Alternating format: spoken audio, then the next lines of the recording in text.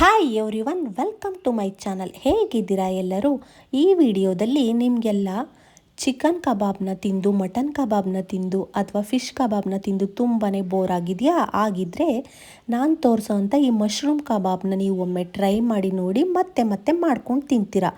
ನೋಡಿ, ನಾನಿಲ್ಲಿ ಒಂದು 300 ಗ್ರಾಮಷ್ಟು ಮಶ್ರೂಮ್ನ ತೊಳೆದು ನೀಟಾಗಿ ಅದನ್ನು 2 ಭಾಗವಾಗಿ ಕಟ್ ಮಾಡಿ ಇಟ್ಕೊಂಡಿದ್ದೀನಿ. ನೀವು ಬೇಕಿದ್ದರೆ ಹಾಗೇ ಒಂದೊಂದನ್ನು ಕೂಡ ಯೂಸ್ ಮಾಡ್ಕೋಬೋದು. ನೋಡಿ, ನಂತರ ನಾನಿಲ್ಲಿ ಒಂದು ಬೌಲಿಗೆ ಒಂದು ಅರ್ಧ ಸ್ಪೂನಷ್ಟು ಉಪ್ಪಿನ ಪುಡಿನ ಹಾಕೋತಾ ಇದ್ದೀನಿ. ಅದ್ರ ಜೊತೆ 1 ಸ್ಪೂನಷ್ಟು ಗರಂ ಮಸಾಲ ಮತ್ತು ಅದ್ರ ಜೊತೆ 1 ಸ್ಪೂನಷ್ಟು ರೆಡ್ ಚಿಲ್ಲಿ ಪೌಡರ್ನ ಯೂಸ್ ಮಾಡಿದ್ದೀನಿ. ಮತ್ತು ಇದು ಕಬಾಬ್ ಪೌಡರ್ನು ಅಷ್ಟೇ 1 ಸ್ಪೂನಷ್ಟು ತೊಗೊಂಡಿದ್ದೀನಿ. ನಂತರ ನಾನಿಲ್ಲಿ 1/4 ಸ್ಪೂನಷ್ಟು ಕಾರ್ನ್ಫ್ಲೋರ್ನ ತೊಗೊಂಡಿದ್ದೀನಿ. ಅದ್ರ ಜೊತೆ 1/4 ಸ್ಪೂನಷ್ಟು ಮೈದಾ ಹಿಟ್ಟನ್ನು ತೊಗೊಂಡಿದ್ದೀನಿ. ನೋಡಿ, ಒಂದು ಅರ್ಧ ಸ್ಪೂನಷ್ಟು ಶುಂಠಿ ಪೇಸ್ಟು ಮತ್ತು ಒಂದು ಅರ್ಧ ಸ್ಪೂನಷ್ಟು ಬೆಳ್ಳುಳ್ಳಿ ಪೇಸ್ಟನ್ನ ತೊಗೊಂಡಿದ್ದೀನಿ. ನೋಡಿ, ಇದನ್ನೆಲ್ಲ ಸೇರಿಸ್ಕೊಂಡು ನೀವು ನೀಟಾಗಿ ಮಿಕ್ಸ್ ಮಾಡ್ಕೊಳ್ಳಿ. ನೋಡಿ, ನಾನಿಲ್ಲಿ ಮೊಟ್ಟೆನ ಸ್ಕಿಪ್ ಮಾಡಿದ್ದೀನಿ. ಇದು ಪ್ಯೂರ್ ವೆಜಿಟೇರಿಯನ್ಸ್ಗೋಸ್ಕರ ಮಾಡಿರೋ ಅಂಥದ್ದು. ನೋಡಿ, ಇಲ್ಲಿ ನಾನು ಮೊಟ್ಟೆನ ಸ್ಕಿಪ್ ಮಾಡಿದ್ದೀನಿ. ಇದನ್ನು ಕಲಿಸ್ಕೊಳ್ಳೋದಕ್ಕೆ ನಾನು ಇವಾಗ ಸ್ವಲ್ಪ ಲೆಮನ್ ರಸನ ಹಾಕೋತಾ ಇದ್ದೀನಿ.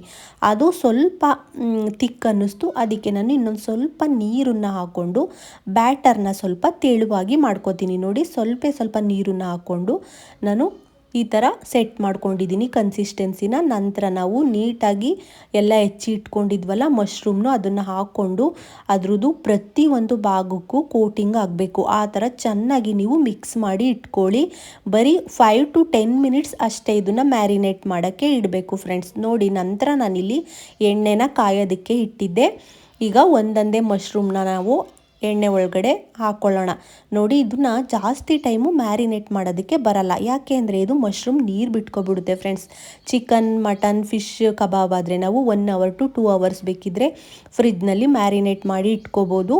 ಬಟ್ ಮಶ್ರೂಮ್ ಕಬಾಬ್ ಮಾಡಬೇಕು ಅಂದರೆ ನೀವು ಡೈರೆಕ್ಟಾಗಿ ಅಲ್ಲೇ ಅದನ್ನು ಕಲಸಿದ ತಕ್ಷಣ ಒಂದು 5 to 10 ಮಿನಿಟ್ಸ್ನಲ್ಲಿ ನೀವು ಕರ್ಕೊಂಡ್ಬಿಡ್ಬೇಕು. ಇಲ್ಲಾಂದರೆ ಮಶ್ರೂಮು ನೀರು ಬಿಟ್ಕೊಂಡ್ಬಿಡುತ್ತೆ. ನೋಡಿ, ಸ್ವಲ್ಪನೂ ಬಿಟ್ಕೊತಾ ಇಲ್ಲ.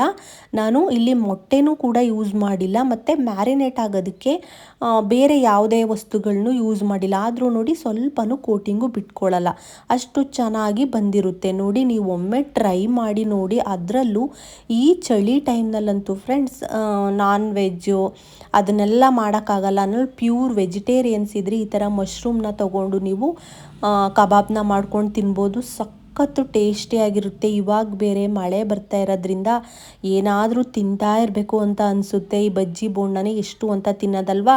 ಈ ಥರ ಡಿಫ್ರೆಂಟಾಗಿ ಮಶ್ರೂಮ್ ಕಬಾಬ್ನ ಒಮ್ಮೆ ನೀವು ಮಾಡಿ ನೋಡಿ, ಮತ್ತೆ ಮಾಡ್ಕೊಂಡು ತಿಂತೀರಾ. ಬಟ್ ನಿಮ್ಗೊಂದು ಸಜೆಷನ್ ಏನು ಮಾಡ್ತೀನಿ ಅಂದರೆ, ಸ್ವಲ್ಪ ಜಾಸ್ತಿ ಕ್ವಾಂಟಿಟಿನಲ್ಲೇ ಮಾಡ್ಕೊಳ್ಳಿ. ನಾನಿಲ್ಲಿ ಸ್ವಲ್ಪ ಕ್ವಾಂಟಿಟಿನಲ್ಲಿ ಮಾಡ್ಕೊಂಡಿದ್ದೀನಿ. ಇದು ಒಬ್ರಿಗೂ ಕೂಡ ಸಾಲಲ್ಲ. ಯಾಕೆ ಅಂದರೆ ಮಶ್ರೂಮು ಎಣ್ಣೆಗೆ ಹಾಕಿದ ತಕ್ಷಣ ಅದು ಏನಾಗುತ್ತೆ, ಫುಲ್ ಸಿಂಕ್ ಆಗಿ ನಾವು ಎಷ್ಟೇ ದಪ್ಪ ಕಟ್ ಮಾಡ್ಕೊಂಡಿದ್ರು ಅದ್ರದ್ದು ಅರ್ಧ ಭಾಗ ಬೆಂದೋಗಿ ಅರ್ಧನೇ ನಮಗೆ ಸಿಗೋ ಅಂಥದ್ದು. ನೋಡಿ, ಎಷ್ಟು ಸಣ್ಣ ಆಗಿಬಿಟ್ಟಿದೆ ಅಂದರೆ, ನಾನು 2 ಭಾಗವಾಗಿ ಕಟ್ ಮಾಡ್ಕೊಂಡಿದ್ದೆ. ಫುಲ್ಲು ಸಿಂಕಾಗಿ ತುಂಬ ಸಣ್ಣ ಆಗೋಗ್ಬಿಟ್ಟಿತ್ತು. ಈ ಚಳಿನಲ್ಲಿ ತಿಂತಾಯಿದ್ರೆ ಒಂದು ಪ್ಲೇಟ್ ಬೇಕಾದರೂ ಒಬ್ಬರೇ ತಿನ್ಕೊಂಡು ಬಿಡ್ಬೋದು. ಅಂಥದ್ರಲ್ಲಿ 300 ಗ್ರಾಮ್ ಯಾವ ಮೂಲೆ ಅಲ್ವಾ. ನೀವು ಮಾಡಬೇಕು ಅಂದರೆ ಸ್ವಲ್ಪ ಜಾಸ್ತಿ ಕ್ವಾಂಟಿಟಿನಲ್ಲೇ ಮಾಡ್ಕೊಳ್ಳಿ. ಅದರಲ್ಲೂ ಜಾಸ್ತಿ ಜನ ಮೆಂಬರ್ಸ್ ಇದ್ದೀರಾ ಅಂದರೆ ನೀವು ತುಂಬ ಜಾಸ್ತಿನೇ ಮಾಡಬೇಕಾಗುತ್ತೆ. ಇದು ನಾನ್ ವೆಜ್, ಚಿಕನ್, ಮಟನ್ ಥರ ಜಾಸ್ತಿ ಕ್ವಾಂಟಿಟಿ ಆಗಲ್ಲ. ನಾವು ಬೇಯಿಸಿದ ನಂತರ ಬರೀ ಅದರ ಅರ್ಧದಷ್ಟು ಅಷ್ಟೇ ನಮಗೆ ಸಿಗೋದು. ನೋಡಿ, ಇವಾಗ ನಾನು ಕರ್ಕೋತಾ ಇದ್ದೀನಿ. ಲಾಸ್ಟಲ್ಲಿ ನಾನು ಕರಿಬೇವಿನ ಸೊಪ್ಪನ್ನ ಎಣ್ಣೆಗೆ ಹಾಕಿ ಸ್ವಲ್ಪ ಫ್ರೈ ಮಾಡ್ಕೋತಾ ಇದ್ದೀನಿ. ಕಬಾಬ್ ಜೊತೆ ಈ ಕರಿಬೇವಿನ ಸೊಪ್ಪು ಇದ್ರೇ ಅದ್ರ ಟೇಸ್ಟು. ನೋಡಿ, ಕರಿಬೇವಿನ ಸೊಪ್ಪು ನೀಟಾಗಿ ಫ್ರೈ ಆದ ನಂತರ ಅದನ್ನೆಲ್ಲ ನಾನು ಎತ್ತಿ ಹಾಕೋತೀನಿ ಕಬಾಬ್ ಜೊತೆಗೆ. ಸೂಪರಾಗಿರುತ್ತೆ ಫ್ರೆಂಡ್ಸ್. ಒಮ್ಮೆ ನೀವು ಟ್ರೈ ಮಾಡಿ ನೋಡಿ. ಕ್ವಿಕ್ಕಾಗಿ ಮಾಡ್ಕೊಂಡ್ಬಿಡ್ಬೋದು. ಮ್ಯಾರಿನೇಟ್ ಮಾಡಬೇಕು, ಅದನ್ನ ನೆನೆಸ್ಬೇಕು ಅನ್ನೋದು ಯಾವುದೇ ರೀತಿ ಇದಿರಲ್ಲ. ಬೇಗನೆ ಆಗೋಗುತ್ತೆ. ಇನ್ಸ್ಟೆಂಟಾಗಿ 10 ಮಿನಿಟ್ಸಲ್ಲಿ. ನೋಡಿ, ಎಷ್ಟು ಚೆನ್ನಾಗಿ ಕಾಣಿಸ್ತಿದೆ, ಎಷ್ಟು ಕ್ರಿಸ್ಪಾಗಿ ಬಂದಿತ್ತು ಅಂದರೆ ಬಾಯಲ್ಲಿಟ್ಟರೆ ಹಾಗೇ ಕರ್ಗೋಗ್ದಿತ್ತು ಫ್ರೆಂಡ್ಸ್. ಟು ಬಿ ಫ್ರ್ಯಾಂಕ್ ತುಂಬಾ ಚೆನ್ನಾಗಿ ಬಂದಿತ್ತು, ಸಖತ್ತಾಗಿ ಬಂದಿತ್ತು. ನೀವು ಒಮ್ಮೆ ಟ್ರೈ ಮಾಡಿ ನೋಡಿ.